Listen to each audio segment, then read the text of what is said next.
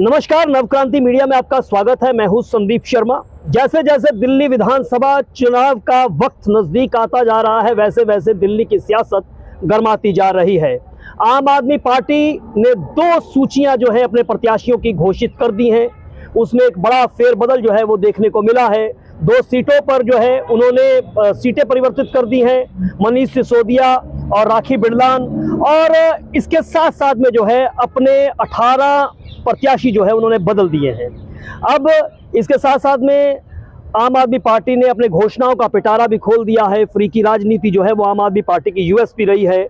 और अब दिल्ली के पूर्व मुख्यमंत्री और आम आदमी पार्टी के संयोजक अरविंद केजरीवाल ने घोषणा की है कि दिल्ली की महिलाओं को जो है 1,000 रुपये की राशि जो है वो उनके खाते में जो है चुनाव से पहले जो है वो ट्रांसफर कर दी जाएगी। और चुनाव जीतने के बाद आम आदमी पार्टी जो है वो 2100 रुपये दिल्ली के मतदाताओं को, दिल्ली की महिलाओं को जो है, सभी महिलाओं को वो देंगे। अब इसी पर बातचीत करने के लिए, दिल्ली की सियासत पर बातचीत करने के लिए हमारे साथ सीनियर पत्रकार सीनियर जर्नलिस्ट जो है अतुल सिंघल मौजूद है। आज दिल्ली की सियासत को उनसे जो है मुखातिब होते हैं। सिंघल साहब, आपका बहुत बहुत धन्यवाद। Thank you. हाँ जी, क्या कहना चाहते हैं, किस तरह से आप दिल्ली विधानसभा के चुनावों को देख रहे हैं? 2 सूचियां जारी हो चुकी हैं और घोषणा का पिटारा भी आम आदमी पार्टी ने खोल दिया है। कहां भारतीय जनता पार्टी खड़ी है, कहां कांग्रेस खड़ी है, और आम आदमी पार्टी क्या चौथी बार जो है वो दिल्ली की सत्ता में वापसी करेगी? देखो संदीप, मुझे लगता है कि आम आदमी पार्टी से तो दिल्ली के लोगों का मोह भंग हो चुका है। घोषणाओं की आप बात कर रहे हैं तो कितना विश्वास आप करेंगे इनकी घोषणाओं पर? 1100 रुपये और 1000 रुपये की आपने महिलाओं को बात की, आपको विश्वास है मिलेंगे? क्योंकि पंजाब में भी अरविंद केजरीवाल ने महिलाओं को कहा था। एक विषय तो ये है, अभी तक नहीं मिले। पंजाब जो है, जो हमारे सुनने में आया है कि वो एक तरीके से बैंकरप्ट हो चुका है, दिवाला निकल चुका है पंजाब सरकार का। कहाँ से देंगे?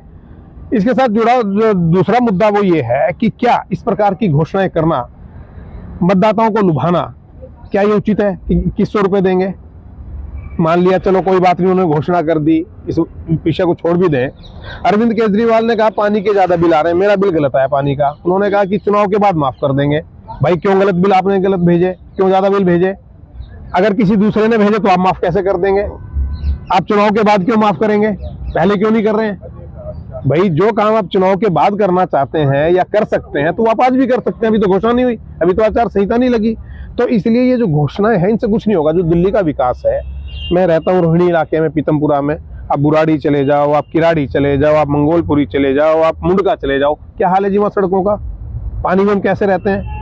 इतने पानी, क्या सड़क, क्या गड्ढे हो रहे हैं वहाँ पे, गंदगी का क्या हाल है?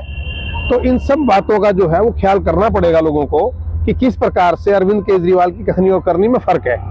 अब आपने सवाल किया कि जी टिकट दे दी, 21 टिकट उन्होंने बांट दी। क्यों अपने विधायकों की टिकट काटी है? रामनिवास गोयल जी को उन्होंने जबरन, जो उनके ही एक कार्यकर्ता ने मुझे बताया, जो उनके आपस में चर्चा है कि उनको कहा कि संन्यास लेने के लिए उनको दबाव डाला गया। उनकी उम्र इतनी नहीं है, 10 साल तक विधानसभा अध्यक्ष रहे, कि वो संन्यास ले लिया जाए, क्योंकि वहां पे जितेंद्र सिंह शंटी को टिकट देनी थी। उन्होंने जो टिकट अनाउंस किए हैं वो उन उम्मीदवारों को दिए हैं जो बाहर से आए हैं। क्यों उन्होंने दिलीप पांडे की टिकट काट दी, जो उनके प्रदेश अध्यक्ष भी रहे, उनके कार्यकर्ता भी हैं? तो बहुत सारे सवाल हैं। तो राजनीति में सब बातें चलती रहती हैं, लेकिन बहुत ज्यादा गंभीरता से लेना मुझे लगता नहीं है कि इस वक्त उचित है दिल्ली के लोगों को। और जो कहा कि आने वाली स्थिति क्या है, आने में मुझे ऐसा लगता है कि आने वाले दिनों में एक तो कांग्रेस थोड़ा मजबूत हो रही है, क्योंकि देवेंद्र यादव जो है वो थोड़ा सा ठीक ठाक काम मुझे करते दिखाई दे रहे हैं। तो क्योंकि त्रिकोणीय मुकाबला होता है, किस प्रकार से वो होगा, तो बड़ा भविष्य के गर्भ में ये सब बातें हैं। लेकिन मुझे ऐसा नहीं लगता कि इस बार अरविंद केजरीवाल के लिए ये रसगुल्ले की तरह या वो गड़ब कर जाएगा। सर, एक बात बताइए। हाँ। सिंघल साहब, मुझे ये बताएं, क्या आपको लगता है कि ये आपने कहा कि कांग्रेस मजबूत होती हुई नजर आ रही है, क्यों लगता है कांग्रेस मजबूत होती हुई नजर आ रही है? क्योंकि कांग्रेस पार्टी की न्याय यात्रा में हमने देखा कि जो एक शीर्ष नेतृत्व का आशीर्वाद दिल्ली को मिलना चाहिए था, वो कहीं ना कहीं हमें लगा नहीं कि वो मिलता हुआ दिखाई दे रहा है। न्याय यात्रा भी देवेंद्र यादव भी अगर देखा जाए तो वो पूरा का पूरा ताकत झोंकते हुए नजर आ रहे हैं, लेकिन राहुल गांधी कहाँ हैं, प्रियंका गांधी कहाँ हैं, पार्टी के बड़े नेता कहाँ हैं? आपको लगता है राहुल गांधी के नाम से वोट मिलेंगे? ये तो कार्यकर्ताओं की मेहनत जो है वो रंग लाती है किसी भी पार्टी के अंदर, चाहे वो बीजेपी हो, चाहे आम आदमी पार्टी हो, चाहे कांग्रेस हो। और देवेंद्र यादव आपने खुद कहा कि मेहनत कर रहे हैं, और जो वोटों का जो फ्लक्चुएशन स्विंग जो वोट करते हैं, जो कांग्रेस का सारा वोट था, राहुल गांधी को बड़ा हल्के से आपने लेकर लगता है कि उनकी वजह से वोट मिलेंगे भाई, आफ्टर ऑल देखिए कार्यकर्ता सबसे बड़ा होता है। देखिए लेकिन कार्यकर्ता का मनोबल तो जो है पार्टी के शीर्ष नेतृत्व को देखकर बढ़ता है ना जी, बड़ा नेता देखकर बढ़ता है जी। फर्क हो सकता है, अगर इतना ज्यादा होता तो फिर सत्ता में आ जाती। अभी सत्ता में आने की बात तो आप भी नहीं कर रहे कि कांग्रेस सत्ता में आ जाएगी। अलायंस की क्या स्थिति दिखाई देती है, क्या लगता है गठबंधन हो सकता है? देखिए देवेंद्र यादव का आज मैं बयान पढ़ रहा था, उन्होंने कहा कि केजरीवाल जो है गुमराह कर रहे हैं लोगों को, और वो पहले कह चुके हैं कि अब कोई समझौता नहीं होगा। और पंजाब में जो समझौता हुआ था उसकी आपने हालत देख ली, हरियाणा में क्या हुआ वो आपने देख लिया, दिल्ली लोकसभा में भी हुआ, दिल्ली लोकसभा में भी हुआ, तो सारी चीजें हैं। तो ऐसा लगता है कि समझौता तो शायद ना हो, तो उसका सीधा भाजपा को फायदा मिलेगा अगर त्रिकोणीय मुकाबला होता तो? मिलना चाहिए, मिलता भी है, क्योंकि देखिए भाजपा का जो वोट प्रतिशत है वो 34-36% तो है ही, दूसरी पार्टियों में भी बटा हुआ है। तो जो फ्लोटिंग वोट है जो एक तरह से दूसरी तरफ शिफ्ट होता है, उस पर भी काफी कुछ निर्भर करता है। 2-4-5% वोटों का अगर हेर फेर होता है उससे काफी फर्क पड़ जाता है। अतुल भाई, दो पार्टी के बड़े चेहरे माना जाए, सबसे बड़ा चेहरा तो अरविंद केजरीवाल के बाद मनीष सिसोदिया माने जाते हैं। क्या वजह है पटपड़गंज की जगह पे उनको जो है जंगपुरा में भेज देती है पार्टी? और वहीं राखी बिड़लान डिप्टी स्पीकर भी रही, पूर्व में मंत्री भी रही दिल्ली में, उनका भी है, उनको मंगोलपुरी से मादीपुर विधानसभा में ला दिया जाता है। क्या वजह क्या लगता है ये इतना बड़ा, इतने लोगों की टिकट काट देनी, 31 लोगों में से 18 लोगों की, उसके बाद जो है वो 2 लोगों की सीटें बदल देनी, क्या लगता क्या है? क्या जमीन खिसकी हुई है आम आदमी पार्टी के तौर पर? और जब एंटी इनकम्बेंसी होती है तब इस तरह की बातें होती हैं, क्योंकि सिसोदिया को पिछली बार भी जब टिकट दी गई थी और वो जीते थे तो बहुत कम मार्जिन से जीते थे। उस वक्त भी था कि किसी प्रकार से अपनी एक इज्जत बचा पाई आम आदमी पार्टी पटपड़गंज सीट से। और इस बार जिस प्रकार से उनके ऊपर आरोप लगे, वो जेल में रह के आए, तो ये नहीं लगता था कि वो ये सीट निकाल पाएंगे। और क्योंकि आपने कहा बड़ा चेहरा है तो एक तरीके से अपनी इज्जत भी बचानी है। और अभी तो मैं ये भी बता दूं आपको कि अरविंद केजरीवाल नई दिल्ली से चुनाव लड़ेंगे, इस बात की भी क्या गारंटी है? आप सुनिए, तो वो अपनी भी सीट बदल सकते हैं, कोई सेफ सीट ढूंढ सकते हैं, कहीं ऐसा लग सकता है। कहाँ जा सकते हैं, क्यों? और आपको लगता है कि सीट बदलेंगे? क्या लगता है नई दिल्ली स्थिति अरविंद केजरीवाल की इतनी खराब हो चुकी है कि वो?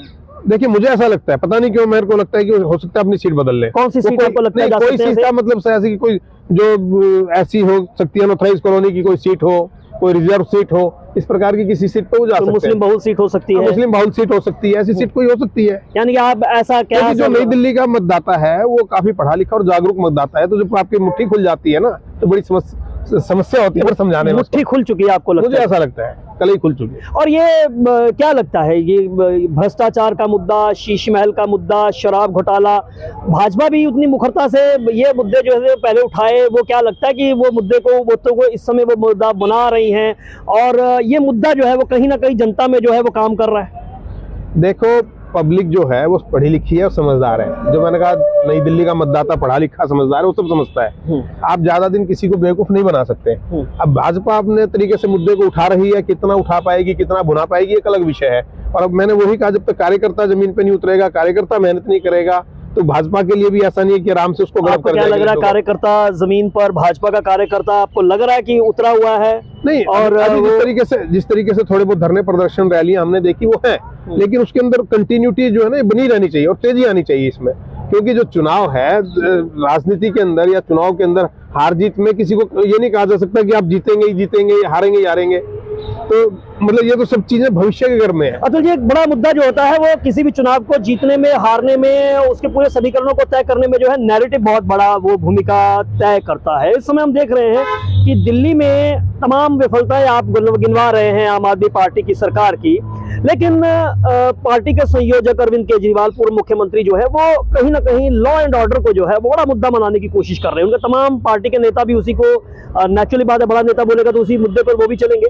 तो ये जो लॉ एंड ऑर्डर का मुद्दा है, इसको किस तरह से लेते हैं? क्या लगता है कि ये इम्पैक्ट करेगा आम आदमी पार्टी को, इसका बेनिफिट मिलेगा? और ये मुद्दा क्या देखिए नैरेटिव का तो सारा खेल है राजनीति के अंदर जी, कि नैरेटिव आप किस प्रकार से सेट करते हैं। वो ये भी नैरेटिव सेट कर रहे हैं कि जी अमित शाह ने दिल्ली में रोहिंग्या को बसा दिया, बीजेपी रोहिंग्या को लेके आई है। रोहिंग्या एक बड़ा वोट बैंक है, रोहिंग्या दिल्ली की जो एक सुरक्षा के लिए भी खतरा अपने आप में है। और जिस प्रकार से जो अपराध होते हैं उसके अंदर भी कहीं ना कहीं उनके नाम सामने आते हैं, पकड़े जाते हैं। दिल्ली सरकार ने और दिल्ली पुलिस ने एक अभियान चलाया है उपराज्यपाल के निर्देश पर। तो लोगों को सुरक्षा तो चाहिए। हालांकि कोई अभी अपराध इतने गंभीर अपराध नहीं, जितनी आबादी है उसके हिसाब से अगर हम प्रतिशत अगर कैलकुलेट करें, अपराध ज्यादा नहीं है। लेकिन निश्चित तौर पर जो दिल्ली है वो जिस प्रकार से हम देखते हैं कि बारूद के ढेर पर बैठी है, आपने देखा जहांगीरपुरी में किस प्रकार से दंगे हुए, यमुना पार में किस प्रकार से दंगे होते हैं, ओखला में किस प्रकार से दंगे होते हैं, किस प्रकार से मामला होता है। वो एसीपी साहब को मार दिया गया था, 15 साल हो गए, तो जब बीजेपी भी नहीं सत्ता में थी। तो ये सब चीजें तो अपने आप में एक समस्या है। और इस मुद्दे को नैरेटिव तो ये सेट करने की कोशिश कर रहे हैं अरविंद केजरीवाल की बीजेपी ने रोहिंग्या बसा दिया, लेकिन ये किसने बसाया? अब बीजेपी वोट कटवा रही है। बीजेपी ने कहा कि वोट कटवा रहे हैं हम, ये वो मुद्दा चल रहा है इस समय। इलीगल जो वोट है, वोट की राजनीति कौन कर रहा है ये सबको पता है। तो जो गैरकानूनी वोट है, जिनको वोट देने का अधिकार नहीं है, जो विदेशी हैं, घुसपैठी हैं, उनके वोट कटने चाहिए। दिल्ली को एक है तो सेफ है, इसीलिए कहा गया कि सब एक रहेंगे, इकट्ठा रहेंगे तभी सेफ रहेंगे। कटेंगे तो बटेंगे, तो वो बटेंगे वो भी है। अच्छा, कटेंगे तो बटेंगे भाई, इकट्ठा रहेंगे तो सेफ रहेंगे ना। अच्छा, हाँ। तो हमारे साथ अतुल सिंघल, सीनियर जर्नलिस्ट, जिनका कहना है कि इस समय जो आम आदमी पार्टी की जमीन जो है वो खिसकी हुई है। हाँ बेटा, क्या गारंटी है कि अभी तक पंजाब के लोगों को जो राशि महिलाओं को देने के लिए उन्होंने कहा था वहां नहीं मिली, तो क्या दिल्ली में कैसे मीडिया की ना। और हम देख रहे हैं कि जो फेरबदल भी आम आदमी पार्टी ने जो किया है उसको लेकर भी सवाल उठाते हुए नजर आ रहे हैं। वहीं भारतीय जनता पार्टी में वो कह रहे हैं कि कितने अच्छे तरीके से भारतीय जनता पार्टी जमीन पर चुनाव लड़ती है, इस पर भी परिणाम जो है वो निर्भर करेंगे। वहीं अगर त्रिकोणीय मुकाबला होता है तो जाहिर है इसका सीधा सीधा लाभ जो है वो भारतीय जनता पार्टी को मिलेगा। लेकिन आने वाले दिनों के अंदर क्या होगा ये तो भविष्य के गर्भ में छुपा है। संदीप शर्मा, नवक्रांति मीडिया, दिल्ली।